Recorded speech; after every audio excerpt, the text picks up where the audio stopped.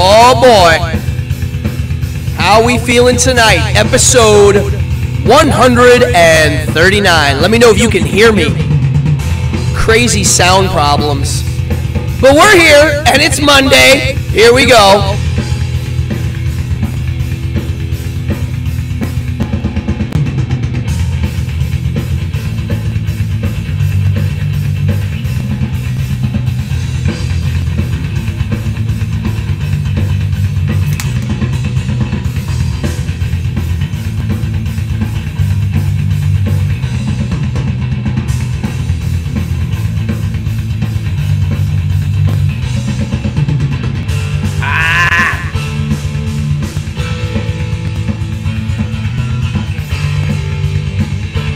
Monday.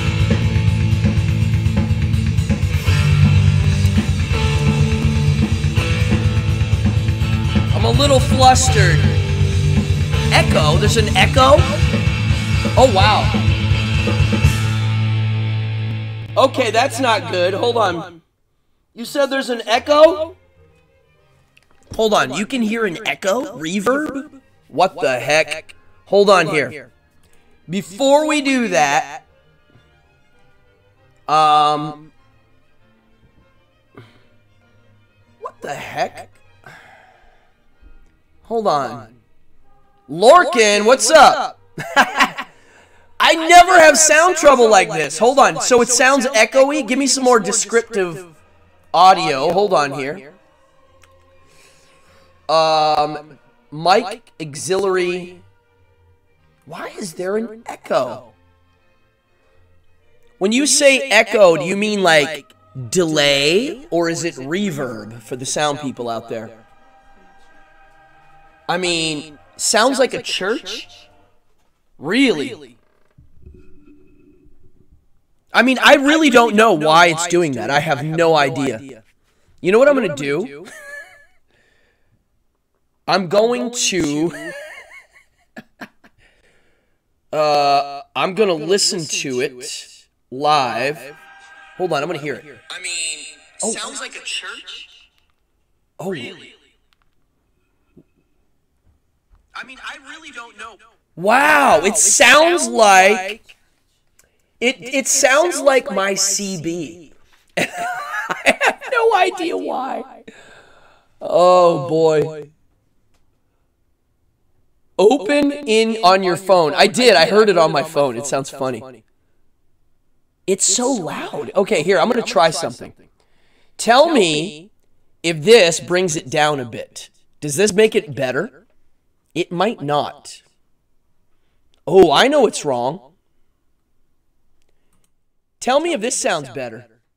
How about that? I'll bet it's gone. Did I just fix it? Oh, wow. Okay. What's up, everybody? Cardone here. It's Monday. I think I just fixed it. I had two different microphones on. That's what it was. Party on Wayne, party on Garth. I have a fun show tonight. Let's do it. If you're new to the channel, check it out. You can donate if you want. There's a link in the description. There's also chat games, and that's also in the description. But if you're new, please hit the like, please hit the subscribe button. It's very hard to do it. Come on in. We've got a good crowd in here already. I normally do a bunch of shout-outs at the beginning, but I'm going to get rolling. Again, if you're new, look at the chat. There's a busy chat going on here. We have a really great group. Introduce yourself. Say hi. If we have any trolls in the room, which I get an occasional troll, please hit the button that says, hey, there's a troll in the room. I don't know if you were here last week. We had one. So, let's move this show on. I mean, this is episode 139, which is quite extraordinary for me. And I wanted to give some mentions to certain things before we jump into the episode. I saw the movie Creed 1 because I want to see the new Creed, and I've never seen these movies, and I'm a Rocky fan. So I just wanted to say I enjoyed it.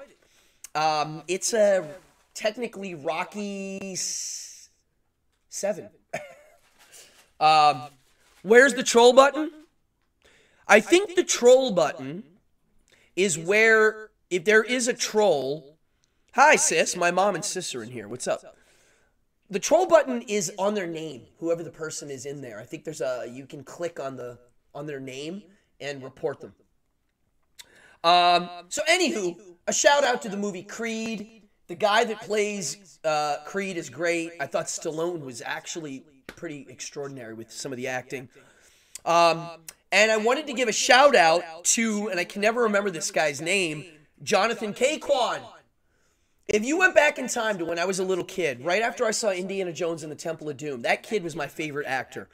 I thought he was the most believable, sympathetic little dude who's also tough in a movie, and then he went on to do Goonies. And I was a major fan, and poof, he was gone. I read that he became a stunt coordinator, and then Creed 1 was good, Creed 2 not as good, okay. They did screw him over, I didn't know that. Lorcan says Creed 1 was good, Creed 2 not as good, 3, they screwed Stallone. That sucks. I'm curious, I'm going to look into that. But Jonathan Kwan is outstanding. He won Best Supporting Actor. I wanted to give him a shout out. Imagine that, 20 years out of the business, and just like that, you have an award. Very cool. No time for love, Dr. Jones. That's right. I love it. My favorite scene is when Jones is beating up the big thug guy, and then the camera pans up, and he's sitting on the king, and the kid's beating up the king. I thought it was great. Yeah, no time for love, Dr. Jones. Yeah, that's when he's trying to make out with Willie Scott. Excellent, excellent acting. So let's see if he keeps making movies. Maybe he'll retire a bit. What? Mr. C.R. Mealy has the greatest stuff. Stallone's dream project was to direct a Poe biopic. Really? Wow. What the hell? He kind of needs to do that. How do we make that happen? Do we need to do a Kickstarter for Sylvester Stallone? That would be great. I will see The Whale. It's on my list. I mean, I try to see the ones that are considered good. Not all of them, but yeah. Well, let's Kickstarter it. Let's start a Stallone Kickstarter. For the Manowar fans, I am a crazy Manowar fan, okay? I almost wore a Manowar shirt tonight, but I went with Art the Clown.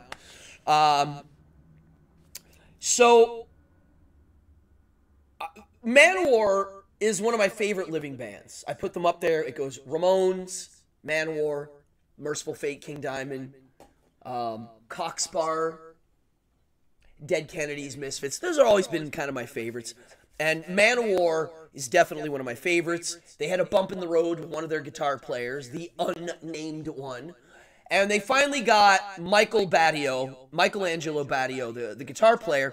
And at first, it didn't look like it was going to work out. It was a little rough at the first few shows. But listen, I gave him the benefit of the doubt. Those songs are hard to learn. Well, he's delivering the goods. And so it looks like they're coming here soon. Yeah, other bands play. Manowar kills. It's true. I really think that they will eventually make it here. So I'm keeping an eye out. If you're a Manowar fan, look up them this year playing live. The more recent shows are better. He finally got into the groove. Also, on another note, this year has been a very busy year for me so far. With my personal projects, but also with things that I'm trying to do outside. And this is a big one. I'm one of the producers, alongside with Coney Island, USA, Coney Island Conjurers Convention, a festival of magic, magicians, and mystery, Saturday, April 29th. My good buddy, Adam Realman, is now the boss of all bosses at Coney Island. And I threw it out there, as an idea, and he was like, yes, let's make it happen. My goal is to create something that lives on, that this will be the first one, and it moves, and it'll be something that'll be around when I'm dead.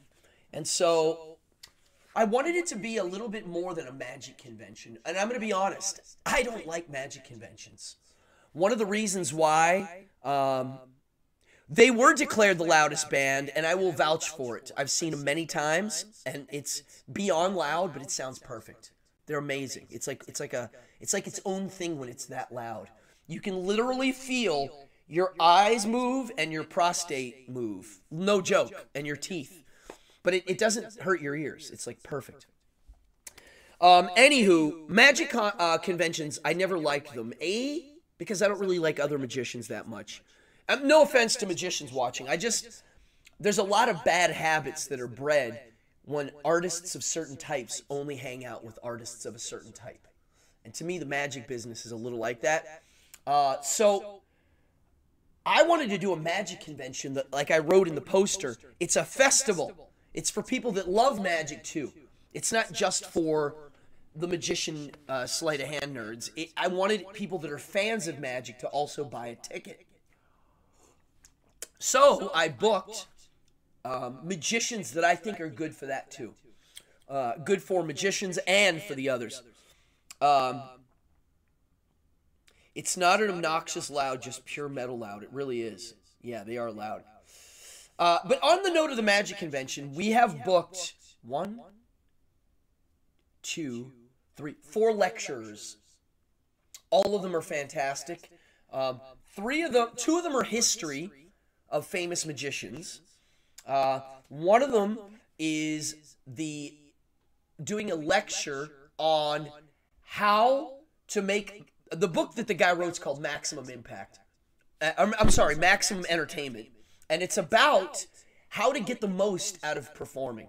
And you could be a non-magician and get a lot out of this lecture. So that's the kind of magic convention it's going to be. And that is soon. So I'm going to be doing a lot of work for that. All right, let's get into this episode. It's 8:15. I try to always start these at a quarter after, like after doing some news or fun. Occasionally I'll go a little more in, but I really wanted to jump into this. Where the heck? Right before we went on, oh, here we go, there's my glasses. I had a sound issue, as you saw, where I was getting no sound. And all it is usually is a button you have to hit. I'm going to assume my nerdy stance here to think. So, tonight's episode, I entitled, oh, not that. This is what I titled it. The Devil Knows You Well. And that has a few meanings, which we'll talk about.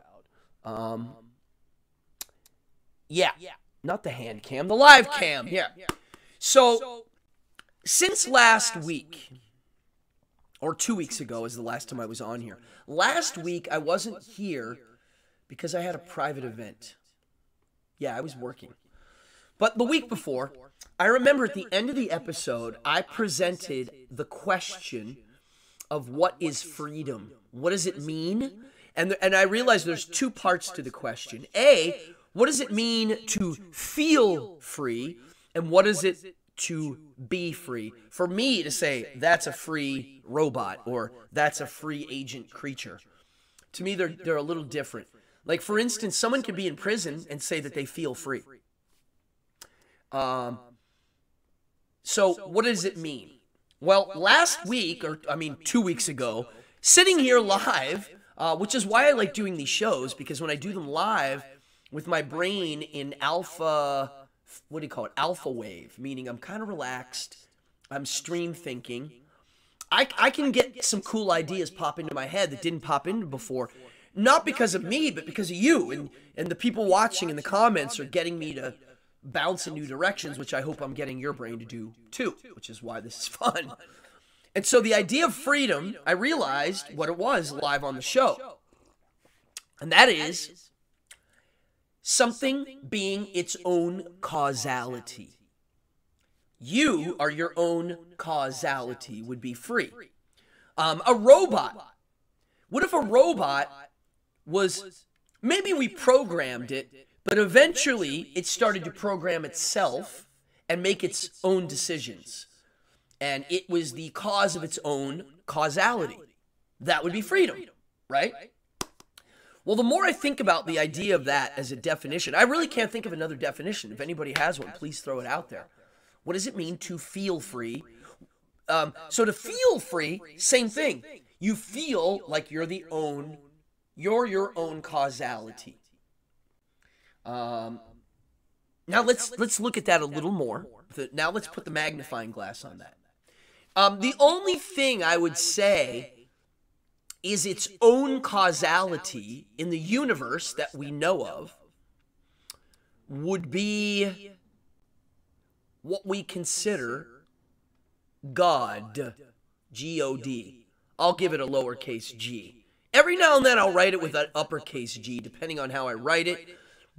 And I mean no disrespect to the God people, but I write it with a lowercase g because I put God as a man-made concept. Me personally. You watching might not, but I do. So I give it the lowercase g. God being outside of our realm causing this, right? Now, I don't believe this, but I would say in our framework, that's its own causality. God creating something, Earth, causing the Big Bang. I found a really good little map of human action. So look here, like human action. I'm going to lift this cup and drink it. What about if human action has a few things behind it? One would be a belief of some sort. A belief of who they are, a belief of the way the world works, a belief in a causality, a God, right? So you have a belief of something, and then on top of it, you have a desire. That's another thing in here. So you have belief, desire, your nature, your what do you call it? Your natural, your temperament. And then those three, out of it comes an action. How you're going to behave in an action, right? What of those things are in your control? Are you in control of your beliefs? Are you in control of your desires? Are you in control of your temperament? Because all of those will build up to this free decision, this free agent action. I personally don't think any of those are free, and I don't necessarily believe in the term freedom as it's understood by us. I might have a little bit of a different way of phrasing it, of what freedom really is, because I don't think it's real anymore. Freedom, the idea of being your own causality. It's made my head do a lot of stretching. So that was something I've been really chewing on for the last 2 weeks. Freedom. The definition of freedom. What does it mean to be free? What does it mean to feel free? Thank you. Oh, God, someone just tipped me. Thank you very much. Bada bing, bada boom. Grazie, grazie. That all helps. So that's been in my mind. So the other day, I wrote this essay, and I don't know if anybody reads my Instagram posts. I was writing them every day, which is nuts. I was writing a 400-word essay every day for a few years, and I finally stopped so I could try to finish this book. But I did write an essay the other day that gave me the title of this episode. And I was going to read this essay quickly. It's not long. 400 words is very quick. I'll read it really quick.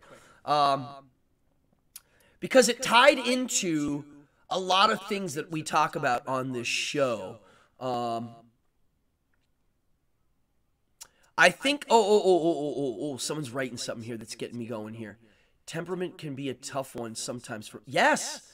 Well, temperament is, again, what's factored into one's temperament. Chemicals, situation, everything's outside influenced. It's not an internal influence. Well, if it's internal, it's already was there before you started. So, I know, thank you, Ruth, yes. So, Here it is. I'm going to read this. Oh, I know what I was going to read. Melissa wrote, I think it's maybe not necessarily abstract, but it's a personal worldview. Yeah. Yes. Yeah, it is a person. I mean, everything's a personal worldview, right? So yes, I would agree to that. Yeah, for sure. So this was originally titled, Who's My Devil? I didn't write the title in the essay I posted today because of lack of space. And I don't use great punctuation because I don't have a lot of words, and to get an essay to 400 words for me is very hard. I have to edit the heck out of it. And editing it down to 400 words is kind of, it's still echoing? Really? Let me see. Hello? Oh, it kicked on again. Wow, that's interesting. Tell me if it is again. It should be off. I didn't turn it on. It turned on by itself. It's quite extraordinary how these computers work. That's weird. Okay. Okay, here we go. Who's my devil? Everyone seems to have at least one devil in their life. The media's helped them find one, as it is in their interest to do so. Because as you will see, the devil, and I wrote it in quotes, will keep them coming back. This bad guy takes many forms, but today it seems always to be a political leader of sorts or one of the world's billionaires. There's a famous minister named Carlton Pearson that had an enormous arena-style congregation, and one day he had a revelation. There is no hell, and God loves everyone. He went to his flock to tell them this new revelation, knowing that this might be the greatest news he ever had to share, second only to the Jesus story. Hold on, I need my glasses. I'm blind. I try to deny it.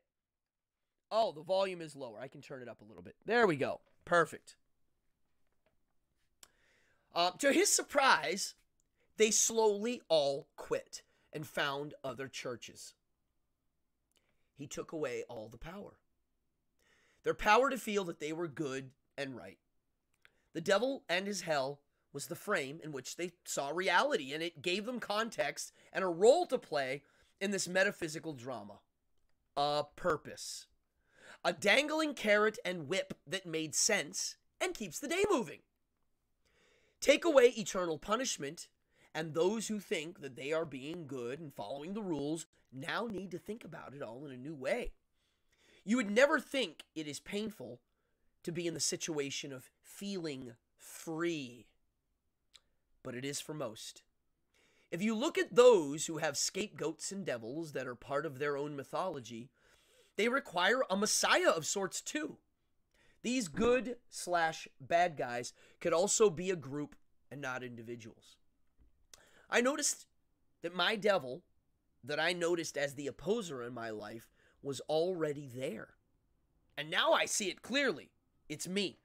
I'm the devil to my own messiah, and the back and forth is what is in flux.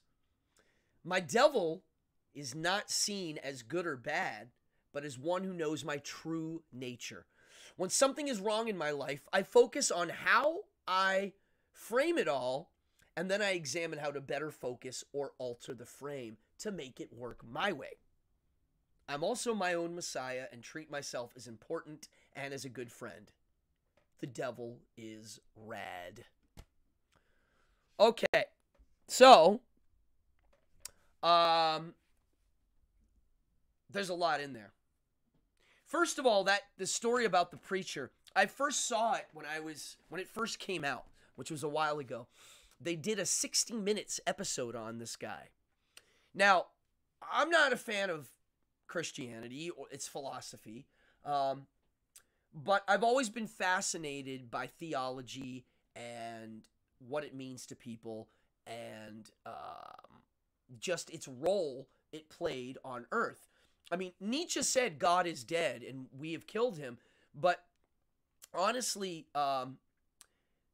what Nietzsche was getting at was, yeah, we got rid of God. Like, we don't need him to explain a lot of things anymore. But what the modern monotheistic thing did to our reality is still there. The shadow of it's still there. It's permeated everything. And so I've always been fascinated by that. And I remember at an early age when I was studying theater, thinking about what is popular. Like, what do people like in theater? And so I realized when I was a kid, for ladies, it was soap operas. Housewives watched soap operas. And for guys, anybody know what their version of a soap opera was? What was the male soap opera in the early to mid 80s? Anybody remember? I don't want to say. Because it's very similar. How is the sound now? Is it gone? Is it good? How is my sound? Yeah. So think about that. Yay, bang, Fallon got it. Pro wrestling. Yes. That's the guy soap opera, right? It's literally the same thing. And as a kid, I always thought, why are those things so damn popular? Well, they're easy to follow. They're very easy to follow. And there's a very, very clear moral code involved. The moral code being, it's very clear who the good guys are and who the bad guys are. And not only that, with pro wrestling and soap operas, when the good guy becomes the heel, the bad guy, they literally change hats. And it's usually a color. It goes from a white hat to a black hat and back and forth. And it's almost like a symbolic thing, When Hulk Hogan became, what was his alter ego? Hollywood Hogan? He came out with something else on. He had like the glasses and he looked different. And I always thought, why is that? Why do we binary our morals? Why do we do that? And I think it's part of our early mammal. It makes sense that it's part of our early mammal brain, which is the tribal part, the I'm part of a group part. I'm good, they're bad. It's a version of expanding, meaning by establishing who the bad guys are and who the good guys are. Yeah, there we go. Heels are better than the baby faces. I always like the heel. He's the fun one, right? NASCAR. Yeah. Well, okay, great example. Sports. Why are sports popular? When I was little, I was like, why isn't Shakespeare more popular than sports? Well, again, it's binary. Is a winner and there's a loser. There's a good guy, there's a bad guy. There's my team, there's your team. You see how that works? Notice our country has binary politics.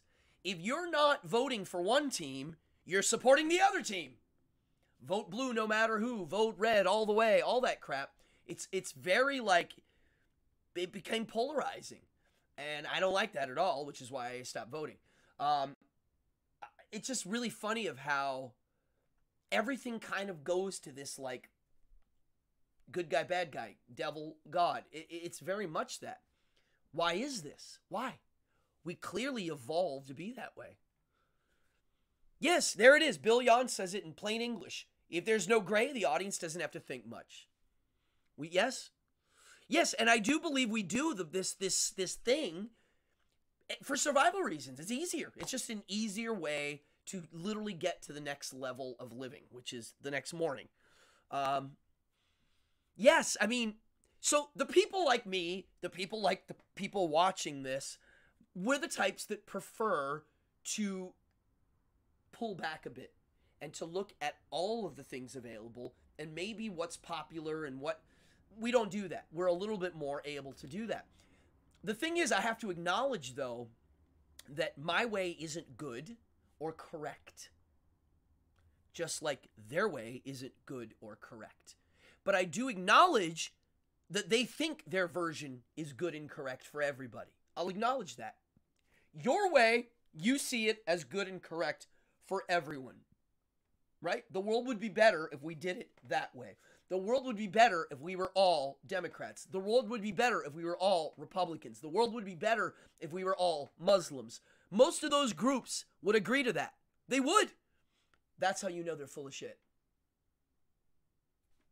Anybody that would think that There it is. Me, I don't think my way is,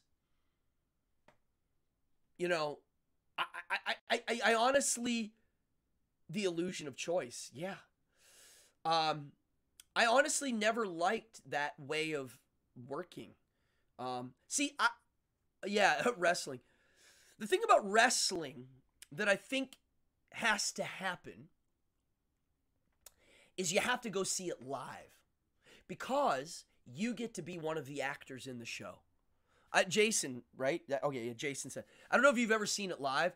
I used to watch it on TV when I was little, but when I saw it live, it made sense. I got to see Jake the Snake fight Andre in Johnstown, Pennsylvania. And we had shitty seats. We were way up in the stands, but it didn't matter. You're another character in that show. You're the audience. And so I always thought that was kind of cool. It has the same format as a magic show almost, pro wrestling. So I always thought by me pulling back and seeing this way that people are framing good and evil, the way to get ahead is to acknowledge that the other reality, meaning not my reality of good and evil, the good and evil that, permeates the world. Most people believe in good and evil. Really, most. I would say, what do you think, percentage, audience? What do you think the percentage is of people that literally believe that in the universe there's a ball of good and that it's love, and there's a ball of evil and it's just there to make your life miserable and kill and rape and murder and maim? Most people believe in that system in some way, shape, or form. They do, because I would say almost every single philosophy, religious philosophy, political philosophy, ends up going in this whole, like, there's a correct way to do things for a better way. And so 30%, you think 30% believe in good and evil? I think it's like, I would say 98, right? I don't know if it's 99.9, but it's pretty damn high. All right, here we go. Here's 80%. Okay. Because, look, think about it. Most atheists. So I don't know if you saw this. I forget who was on Joe Rogan. Was it Joe Rogan or Lex Friedman? It was somebody. Maybe it was Lex Friedman. But they were talking about, EC. Oh, here we go. Oh my God. There was a riot. Guys, you got to read this. Jason's telling the story of a riot at a wrestling show. I love it. 75, 30, 99. Okay, so atheism literally just means I don't believe in a God. That's all it means. Yes, there is Bill M, who knows a lot. I love it, Bill. The horns, 2 on top, the points of the inverted pentagram representing duality. Yeah, the Satanic Bible. For me, duality is in my own brain, which is what I'm getting at later on tonight. But anyway, the idea of good and evil, I had a point to make using wrestling. The idea of good and evil being a high percentage of how people think. Here's an example. Most atheists believe in good and evil. I've noticed this. And the reason I've noticed it is the entire community of atheism, and I said community because it turned into a community where they were literally having atheist conventions. It had a, oh, yeah, I love this, Bill. Bill, I'm so glad you're here. Bill M's got some great stuff. And for those of you, Bill M, who's in here right now, if you don't know, he has an amazing show called Satansplain on YouTube. Please click on his name and go look up Satansplain. Bill, I'm trying to edit a commercial for your show, but I had to relearn how to do everything on my phone because it updated everything. Unbelievable. Anyway, I used to say that there's 2 kinds of people. Those who think that there's 2 kinds of people and those who don't. Even people who claim to have, this is Bill now, that was Ruth's comment. Bill M said, even people who claim to have no view of duality divide up people into duality of people. Yeah. Yes, okay, so that atheist clique, what I noticed is, all it is I don't believe in God.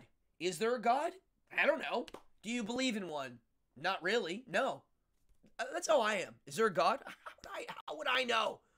I have this thing here, maybe there's something outside the universe I can't comprehend, but as far as I can say, I have no clue. Do you believe in a God? Absolutely not. I've yet to see evidence of some sort of floating deity. Now, the atheists took that, and instead of leaving it be, they had to give it a morality. They attached humanism, blah, blah, blah, blah, blah, blah. They started giving it a good guy badge. And so, oh, you bet, Bill. I love your show. So,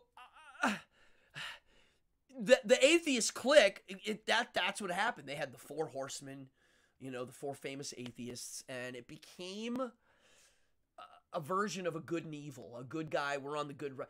I remember someone wrote a little thing about how the modern atheist community's sentiment was, if everybody would get over God, we'd have a better world. I, being an atheist, don't think that way. I acknowledge that the whole planet does this good and evil duality. They do it with politics. They do. I acknowledge it. I'm not changing it. I actually think it's part of our fabric of reality at this point. Like they're correct and I'm wrong. And I have no problem saying that. Like, in the grand scheme of thing, that thinking, what I would consider not great for my type, in their world is what made them live and survive and get to this day. To be talking chimpanzees. So, I can say I don't like their behavior. I don't like how they make this whole world dual with black and white issues. But it is what it is. So what am I going to do right now today? Well, I have to live in that world. So what do? I have many options. I could go against it. I could forget about it. I could hide. I could also use it to my advantage. That's one of the premises to my book that I'm working on is why not take that into consideration and then just roll with it. Doesn't mean you have to believe it. It sounds con artistry in a way, but it's not, because I'm not denying that reality as a mode of thinking. You know, I get it. When you wake up in the day, it's easier to just, who's the Messiah, who's the bad guy? I mean, whoever your bad guy is, whether it be Trump, Elon Musk, Adolf Hitler, whoever that person wasn't around, the world would be better. Whoever you choose for that to be, because there are people in here that have chosen types of people like that. I've literally heard people say the words, if it wasn't for so-and-so, the whole world would be better. I've heard that uttered for a myriad of different famous people. I always found it fascinating, and I actually think it's normal for them to say it. You know, yes, Ruth says, fear is the great leveler. Politicians and preachers exploit fears to manipulate people, and always will till the end of time. It just doesn't, again, that's also a reality that's never going to change. How would it change? Because the people that don't like that fear, like, how dare you use fear to control me? They will use fear eventually to control them once their numbers are high enough. They'll do the same thing. Did you guys see that Reverend Kevin Slaughter, the Underworld Amusements guy, publishes books, wrote a little thing declaring the other day, Might is Right Day. And it's because they banned the book Might is Right on Amazon. Meanwhile, you can buy Adolf Hitler's books, which is hilarious. But they banned this book, a famous literary piece of history. And he declared it Might is Right Day because they're proving his point by banning it. The world's largest bookseller is able to erase a historic book from history that no one will ever know about if they want to. And that's Might is Right. And so these behaviors, this is why I wrote the essay. I was like, okay, so this duality, right? Well, I realized the philosophical duality I discovered was in the works of Friedrich Nietzsche. Yeah, might was banned. Yes. Yeah, Fallon, look this up. This is kind of shocking. I know. Yeah, it's kind of nuts that they banned that book. It's like, I mean, I get it. There's some controversial stuff in it, but it's a poem. It's written as a poem. It's written not as a handbook necessarily. It's more of a, I can almost hear it to music, you know? So this duality I discovered in philosophy, the most crystallized version of it I saw was Friedrich Nietzsche's version. And that was your will to power, meaning you trying to, I don't want to use the word dominate. I like using the word expand. Because somebody who's like, hey, I don't want to be powerful. I want to be weak. Well, that's your will to power. That's you expanding. You're expanding your weakness to feel powerful or to feel relevant.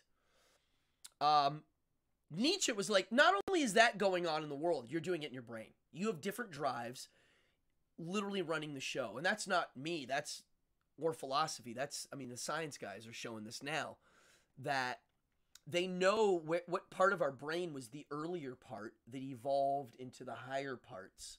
And you can see where they are, and they know what the parts did in the brain. They know it. They can see it now. They can see it with, yes, exactly. You dislike having to defend might is right, but you do. Me too. I mean, it's a book that's explaining a philosophy in a kind of a harsh way. That's how I saw that book. It's explaining a piece of reality in a manner that's not pretty. Again, it's beyond good and evil. It has nothing to do with either. It's just like, here it is. Might is right, and here's a poetic way of explaining it. I don't know if it needs a book of that size to explain it. I've read it. It gets kind of monotonous in certain parts, but it also gets very much like you want to stand up and read it out loud in some of the parts, like Zarathustra. And so the duality I found in myself, my devil, is me. And that's why I wrote that essay. It's me. I'm my own devil. And to me, the devil's not a bad guy. He's my true nature. He's my good and my bad. He is what I'm naturally inclined to think and feel and behave. And my natural inclinations seem a little different than most people that I grew up around. Meaning, when I was in school, I knew that I was seeing things a little differently than most of the classmates. I did. And I didn't hold it against them. I didn't think I was smarter than them. I didn't think of it as a smart thing. I thought of it as just, because I was doing magic at an early age and reading occult books, I had an awareness of just kind of how the room moved, and it helped me pull off my magic tricks. It also helped me pull off performing in any situation. Now, this devil, this intuition of myself, it's funny. Socrates talked about it, and Plato wrote about it. Socrates talked about having a demon with him. And back then, demons weren't exorcisty. They were more genie. They were more like not evil, but like a mysterious force of nature. That, now here's the subtle part to this Socrates demon. He said that his demon never told him what to do. It told him what not to do. When he would hear his little inner voice, it never encouraged him to do it. Like, hey, you should have that drink. It was more like, think about that drink right before you drink it, because it might not be good for you. That's interesting. Why does his inner voice, his subconscious that's speaking to his conscious, help him in the what not to do, not what to do? I always thought that was interesting, because when I was a kid, I thought the devil in mythology was more like, do it, you want to. And here's Socrates saying, no, no, no, it's the opposite. The devil's like, no, no, no, don't do that. That's not good for you. To me, that's how I know it's his true nature. Because if you listen to yourself, if you're honest with do you know how hard it is to be honest with yourself? We lie to ourselves all day, because if you didn't, you'd jump off the bridge, right? I mean, you're kind of bullshitting yourself all day about making yourself feel good about things that you might not want to feel good about. So, you know, we get used to bullshitting and lying to ourselves to kind of fluff our own egos to get us to keep moving along. Again, we evolved to do that. So when you stop doing it, like this is what isolation does. For anybody in here that's ever isolated themselves on purpose, or in a meditative retreat or something like that, or gone camping alone. In my situation, it was just, I forced myself into some sort of solitudes for long periods of time where I just read and write. And you start to talk to yourself, and you start to really go, hey, how do I really feel about this? How would I feel in public? You start to really get to do that. And I like to ask myself questions when I'm in that state of mind. You keep the conversation alive. You can't fingers in your ears to a dissenting POV. Yeah, Demon probably shouldn't have made him think about drinking that hemlock. Well, Bill, I'm so glad that you wrote it that way. It's interesting. And you did spell it the way that it's been spelled over the years with the A to make it different than the classic horned devil guy. Well, when they asked him why... Okay, so I read all that stories of Socrates from the Plato version and the Xenophon version. I know who's in here reading Xenophon right now. Somebody in here is reading Xenophon, I believe. Dan. Is it you, Dan? Yes, Dan, I believe, is reading Xenophon. They were like, he was good at rhetoric. I mean, he was the master at the gab. And they were like, why didn't he talk his way out of his ordered suicide? Because they ordered him to drink the poison. And I think he realized that it was his time to step up to the plate and say, you know, if you're going to go about it this way, I don't even want to live anymore. My influence is beyond gone. Me killing myself under your orders will prove many points. And so I think that's why he just said his inner demon probably didn't say not to do it. It probably realized that it was going to do it. You know, like it was just he's supposed to do this. So yeah, that's fascinating. I see demon. I thought eunuchs. Ah, interesting. Oh yeah, he definitely did it voluntarily, which later on, you know, Seneca wrote in one of his letters a really good essay on it's not about accepting death, it's taking a step towards it. Having the balls to say, I've had enough. I don't need to be here. I've done it. I've did it. I've been there. I think I can step over the line now and just kind of take myself out. It made me have a different idea of suicide. It really did. It changed my view on it. I don't have a dark view of it anymore. I used to. I don't anymore. He pulled a fam's worth and didn't want to live on this planet anymore, which is, yes. USA up all night. Okay, what did I write here? Oh, yeah, sports wrestling, outside philosophy, Socrates, demon. Okay, so here's something I was thinking about that I wanted to bring this to. Because we have 10 minutes left. Actually, 7 minutes. Because I am hungry and thirsty.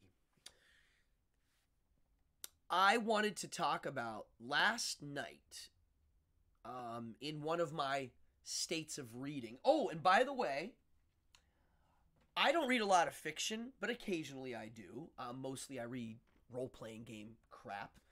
But I like the Conan the Barbarian stuff. Boop. And this was a really cheap, like, I think this is 9 of the 10 of the books, 11 of the books.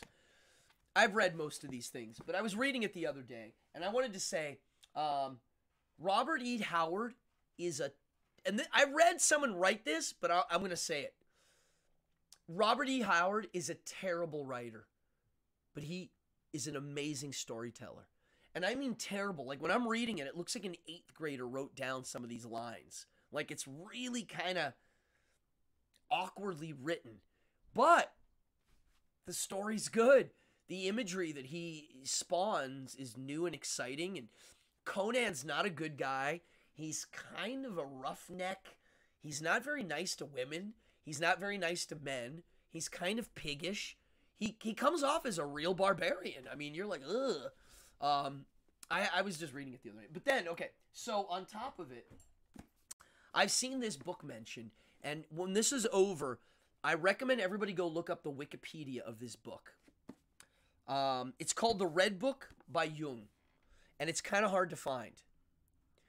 The original Red Book is this massive leather-bound red book that he hand-wrote that looks like this kind of handwritten text. And it has a bunch of fancy, colorful drawings in it. It looks like something you'd see in a church. It's a work of art. I think it's only a few copies in existence that have been printed for people to read. His family printed it after he died, and it's really hard to get. And this is the reader's edition, so there's no art in this. But I was so fascinated because it's Jung writing a book like Thus Spoke Zarathustra, where it's a story in which his philosophy of modern psychology comes out. And I never realized how much I like reading about psychology until I got to Nietzsche. Nietzsche was more than a philosopher. He studied how people think in detail. And I can't wait to read this. This looks like it's going to be tricky, and I'm probably going to have to get outside notes. Some scholarly advice on this one, but I just got it. I'm not going to start reading it for another month, maybe. I'm going to finish this other one, but woo, I can't wait. I read the intro and was excited. They did release the massive one. Yeah. I mean, it's literally $1,000 book or so. I mean, if I read it and I like it, I would love to track one down, I'm sure. Okay. The drawings, okay, Ruth just wrote, that book freaked me out. A lot of the drawings look exactly what I used to draw as a young kid, way before I heard of Jung. So, what you're saying right now is very important because the reason why I'm mentioning this book and what it is, I didn't know about this until recently. I've always known a little bit about Jung. I never read his works. I started doing research. My son, who might be watching right now, he's the one that mentioned this red book. I looked it up and I was like, how do I not know about this? His drawings look like what people see on heavy drugs. And I really think that some of these images that he's coming out with are part of our, what's his name called them? Racial memories, meaning caveman memories. You know, like our the imagery and symbolism that's literally kind of hardwired in some of our sinews. And so the fact that you said when you were a kid, yeah, it makes sense that we would come out with some of these images. I recommend everybody here look it up. You're going to be like, what the heck is this? It's kind of fascinating. So you have a PDF of it. I did not know about this book. I was absolutely flabbergasted, which is why I ordered it immediately. This was not cheap. I think this was $40, which is a lot of money. Oh my God, it smells good. Okay. Here's what I wanted to end with. Last night I was sitting at home and I was thinking about my kids. They might be watching right now. Hi, kids. I don't know if they are. And I don't know why I thought this, but I thought if I'm dead, let's say 30 years from now, 20 years from now, 10 years from now, I'm dead. What would make me smile the most knowing about my kids? Like, what would be the little thing that makes me go, wow? Like, one of my kids winning an award of some sort, right? What would it be? And I really, opened my heart and just thought, what could I imagine my kids doing that would be like, holy crap? And it was something simple. And all it was for them to wake up one day and for me to see them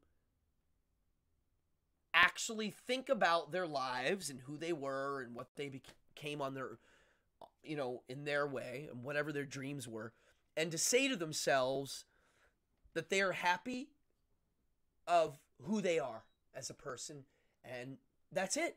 That's all it was. It wasn't about an accomplishment. It had nothing to do with anything other than that. Oh, here goes Fallon, the Red Book. Wow, images from the collective unconscious. Yeah. Freud and him had a beef. Yes, true. I'm curious too. I don't know exactly what it was. But I really have thought about that. Like, if my kids really wake up one day and go, wow, I'm so happy of who I am, and whatever their deficiencies are that they realize, I hope they realize I'm not good, we're not all good at everything, that they accept them and they understand that that's just part of the deal too. That was part of the hand of cards they got dealt. And for me, it's not about what cards you got dealt. It's how you're going to play them or not play them. And to me, I was like, that, in my honest state of being, my demon in my mind, being like to my true self of who I am naturally, my good guy and my bad guy. What would make me smile? My kids just being happy with who they are. That's all it was. It had nothing to do with money, even health, beyond health, because health is a subdivision of that. And I notice I didn't say happy and healthy. Happy is not a good word for me. As if you watch the show, you know that. I think the reason why there's so many unhappy people is because they use the word happy as a place to go. It's a goal. That's something I learned from the Stoics.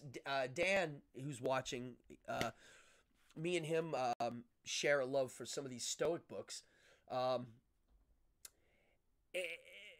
The idea of contentment and the idea that happiness is a symptom of other things, but it's not the goal, it's the symptom. I know in Stoicism, it's like, virtue is the goal, like to be virtuous, and the reward is virtue. I don't agree with that anymore. I see why someone would come up with that. I have another version of that. But I do like the notion of happiness not being the goal. Happiness is the result of something, and I liked what the Epicureans saw as happiness being contentment and making their lives on a scientific level realize that you can game contentment. That's how, if somebody said describe Epicurus and his little movement, it would be like they gamed pleasure and contentment. They figured out a little bit of a scientific system to what it means to be content. And like, for example, instead of eating all the great foods that they wanted, they basically drank bread and water and every now and then had a piece of cheese. And Epicurus thought it made the cheese taste a lot better.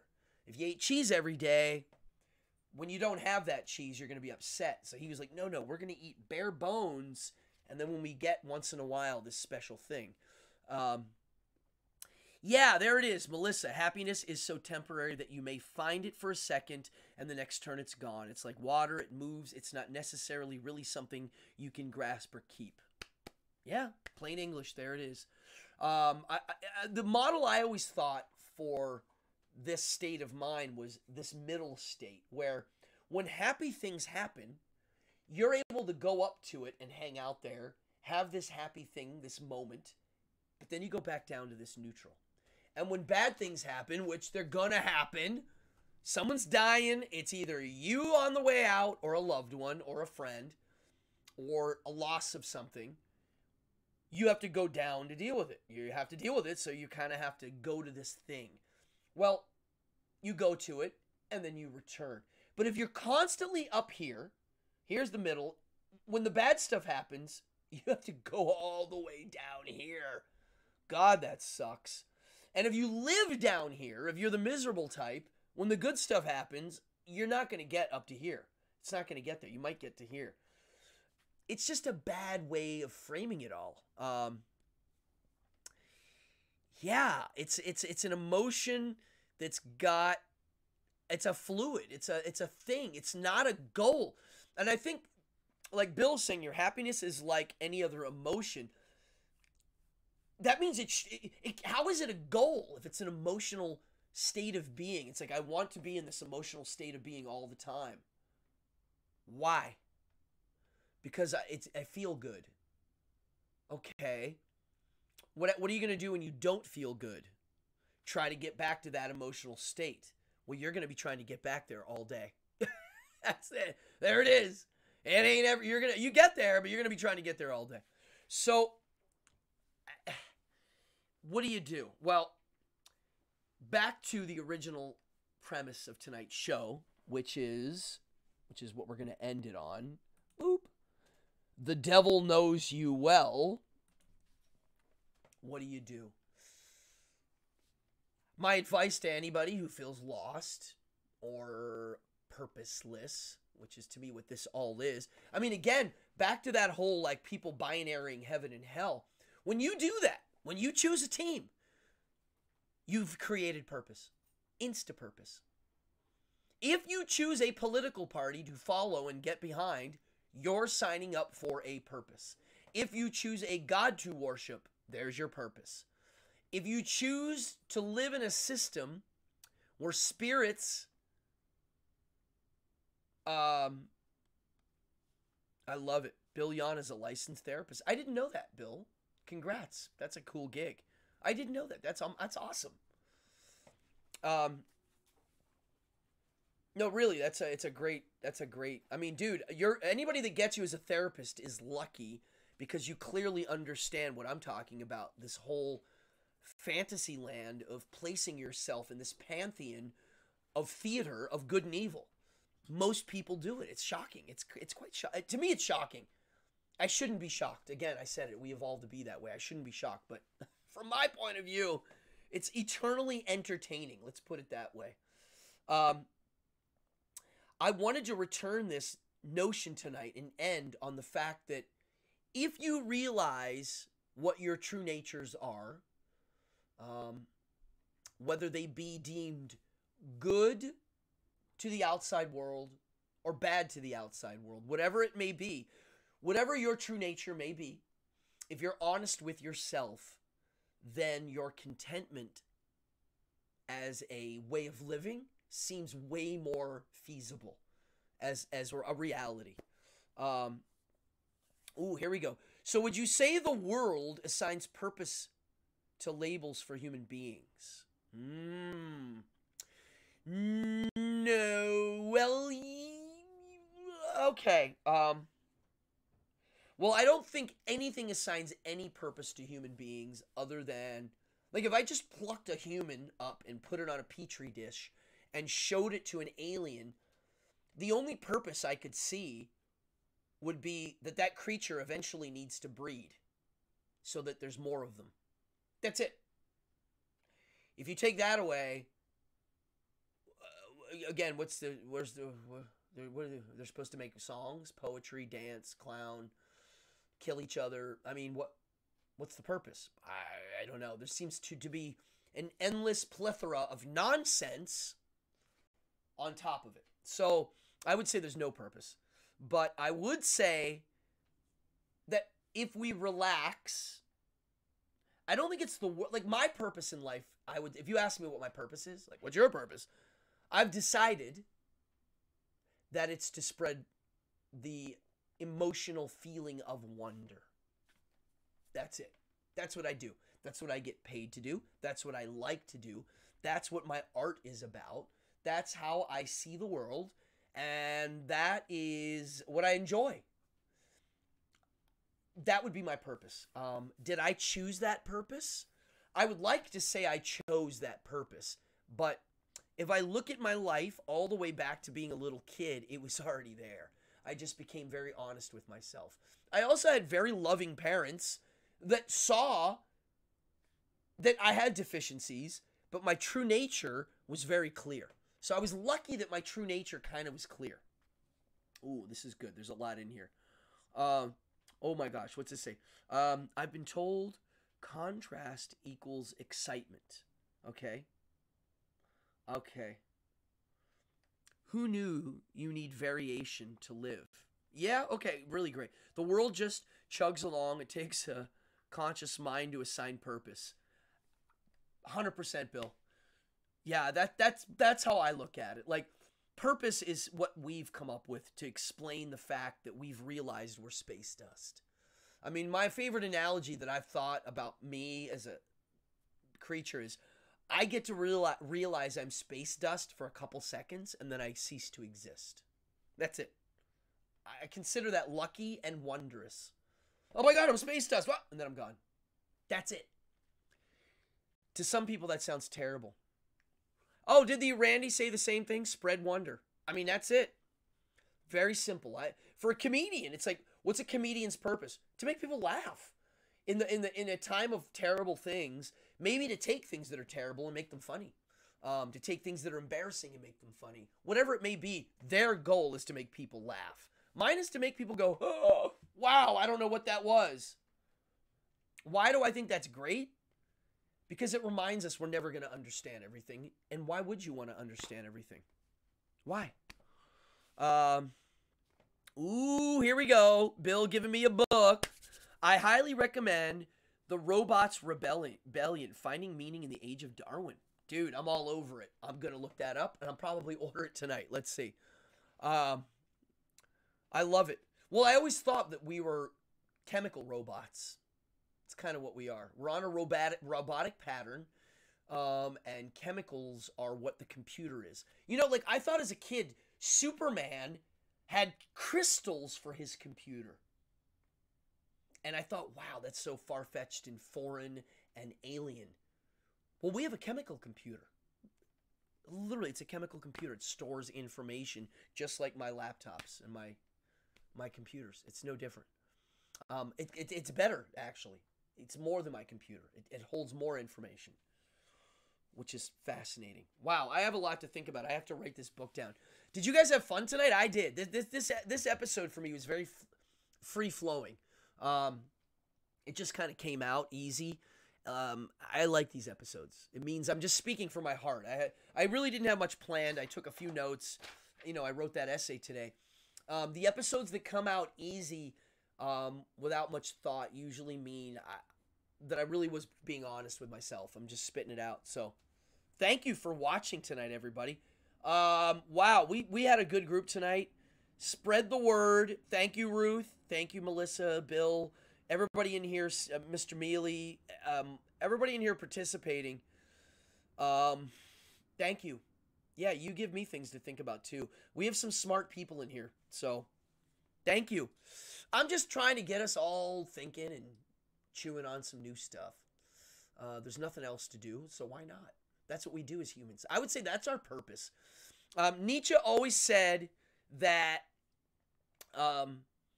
it's illogical to think logical. So whenever you get mad about all the dumb people not thinking logically, we're the ones that are illogical for thinking that. They're not. Remember that. It makes me not as angry. It makes me go, Party on, everybody. Party on, Flo, Ruth, everybody. I had a great time tonight. I'm going to go finish my fake beer and enjoy my awesome Monday. So I'm going to take us out with the outro. If you're new to the channel, hit the like, hit the subscribe, hit the notify bell. These channels hate people like these shows, so let's show them and spread the word. Thank you. Bill M., thanks for stopping in. Party on.